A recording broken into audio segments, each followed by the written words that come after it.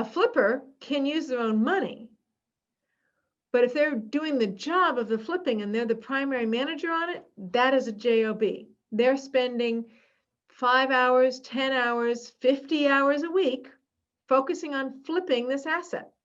If you're a wholesaler and you're bringing together an investor over here and an asset over here, and you're bringing them together and you have a fee for that, that is a job. The job happens to be in real estate. The true nature of wholesaling is that you're a networker. So if you have money, you might be having a job in that you're an active investor in an asset using either your own money or somebody else's, but you have a job, and then it takes your time and you're running the process. Or you can have an investment. You can not be engaged in the process of running the project, but handing money over and getting a return on that money. I am Christina Suter, and this is the Real Estate Breakthrough Show, where we talk about the reality of real estate, the mindset you need in order to face the reality of what it is, and tips and tricks to get you moving forward in investing. I am your host, Christina Suter. Today, I want to do an education segment. I want to tell you a little bit more about your real estate education. Your education makes a direct difference in making your investments successful. And I actually teach a mastermind course specifically on real estate investing. It's the basics of what I consider real estate investing. And a lot of these EDU shows come out of the curriculum of that mastermind program. And I have one starting soon. So it's always worth finding out more and going to christinasuter.com to find out more about my mastermind course. But right now, let's go on to the education for the day. I want to talk about, let's get real for a minute, and let's talk about investing in real estate versus having a job in real estate. Those are both important and those are both true. But let's take a minute to talk about and differentiate exactly what that means. So let's talk about the difference between having a job in real estate and being an investor in real estate. A lot of people call themselves real estate investors, and they are real estate investors. But then as you talk to them, you find out that they're really syndication directors, or that they're flippers, or that they're wholesalers.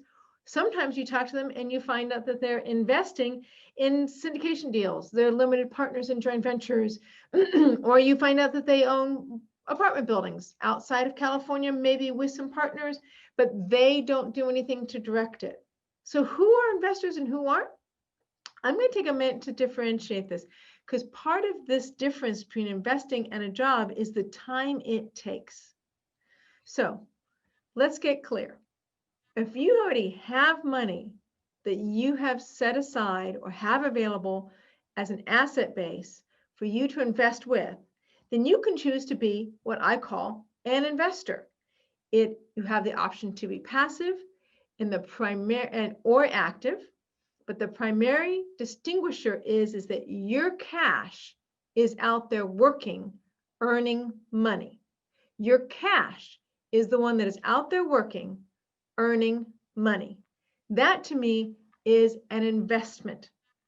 Now, if you are using other people's money to bring value or to upgrade a single family residence, multifamily, an asset of some kind, and you're running the job, you're running the process, and therefore you are accountable to your investors and responsible for the process of the job, you have a job in real estate.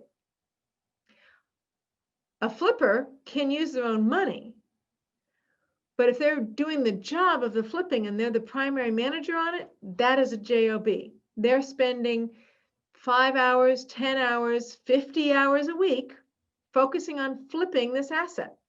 If you're a wholesaler and you're bringing together an investor over here and an asset over here, and you're bringing them together and you have a fee for that, that is a job. The job happens to be in real estate. The true nature of wholesaling is that you're a networker. So if you have money, you might be having a job in that you're an active investor in an asset using either your own money or somebody else's, but you have a job, and then it takes your time and you're running the process. Or you can have an investment. You can not be engaged in the process of running the project, but handing money over and getting a return on that money.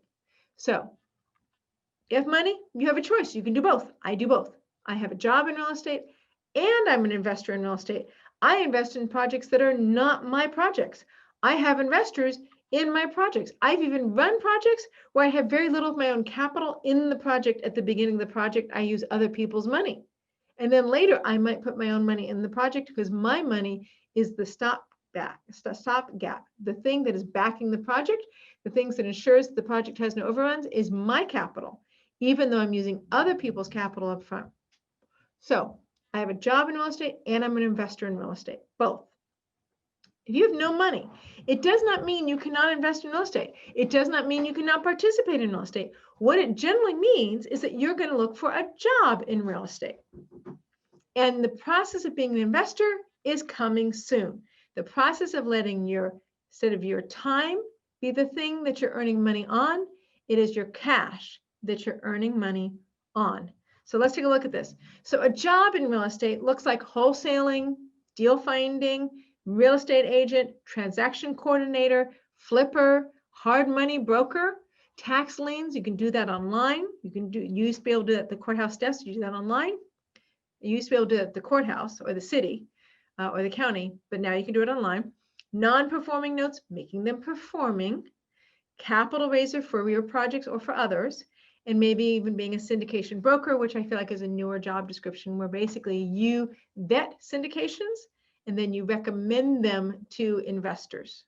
You recommend them or represent them, which is a little different from being a capital raiser. Right? So there is a distinction and you need to understand there's a distinction because there's a legal reason as to why there is a distinction between those. I'm not going to go through that right now. But those are jobs in real estate. And the reason the prime directive of that is your job, your time is being traded for the return. Now, you can also be an investor in real estate. An investor might be that you give hard money loans. Maybe you do service your own loans. Maybe somebody else services your loans. You servicing them is the job part. Somebody else servicing them lets you be an investor, more passive.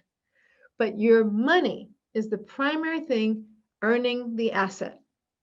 Okay?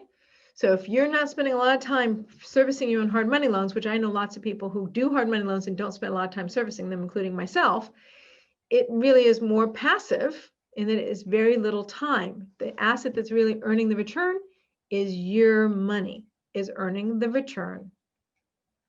Okay, a limited partner. You're not doing the work. The general manager or the managing member is doing the actual work, and you're not doing the work. You've contributed money. Syndication investor, same thing. You own real estate with a property manager. You're managing the manager, but you own money, you own real estate, and you have a property manager managing the day-to-day of it. You can purchase notes that are performing or discounted and simply service those in a very simple way, or have a servicing company service those for you. That is an investment. Your money is the primary thing earning the return. Stocks, gold, there are obviously more things I can put on either list, but I want you to think for a minute, who are you? Because that's where this first slide comes from. Who are you? Let's get real for a minute and assess for yourself, who are you? Are you somebody who's in real estate, but you currently don't have any money? Don't turn away from real estate just because you feel like you don't have any money. There's a place to start. That place to start is called a job in real estate. There's a whole list of jobs in real estate that you can do. I have a whole list right here and I just went through them. If you have money and you want to invest in real estate, do not assume that passive investing is the only way you can participate in real estate. I know passive investors who have come to me and have taken my mentorship class, or have done mentorship with me. And they've said, you know what? Someday I actually want to be a syndication broker. That is a job in real estate, but they want to learn on their own dollar with their own assets first. And we identify what asset they want to be a syndication broker or a syndication sponsor in. And we fill their portfolio with the experience they need to someday have a job in real estate. So all I've done is drawn a distinction There is an investor in real estate and there are jobs in real estate. They're both very much worthwhile and they're both very valuable. The question is, what are you going to do and where's the right place for you to start? My name is Christina Suter. Thank you so much for listening to the Real Estate Breakthrough Show. Tune in next week for another educational segment or mindset segment.